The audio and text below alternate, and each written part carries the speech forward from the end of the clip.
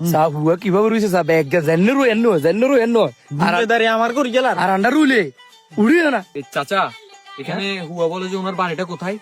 হুয়ার বাড়ি তো ইয়েন দিয়ে এনে চাইলে ও গুরু গালবা আছে গালবার লগে তো হইরাস হইর লগে তো ঘর জিগেন আছে বিল্ডিং তিনতলা এই ইয়ান কিলেই বাতে না ওনার সাথে একটু আমাদের কাজ আছে। উনি কোথায় এখন?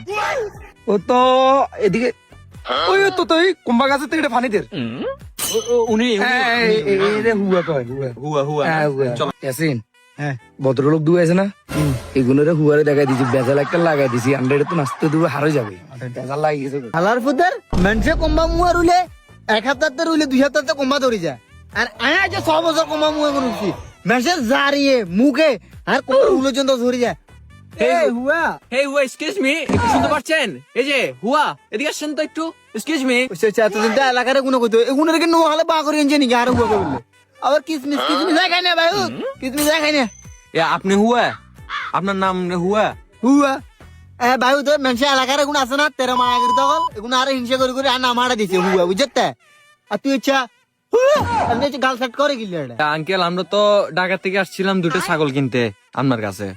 সবাই বলে আপনার কাছে নাকি ছাগল আছে।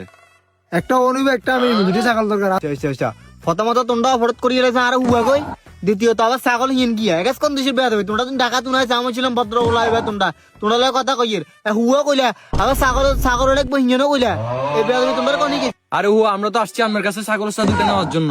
রে মা আবার হুয়া করেন কোবা দিয়ে ওনারে মনে হয় হুয়া বললে চেতে যায়। হ্যাঁ হুয়া হুয়া হুয়া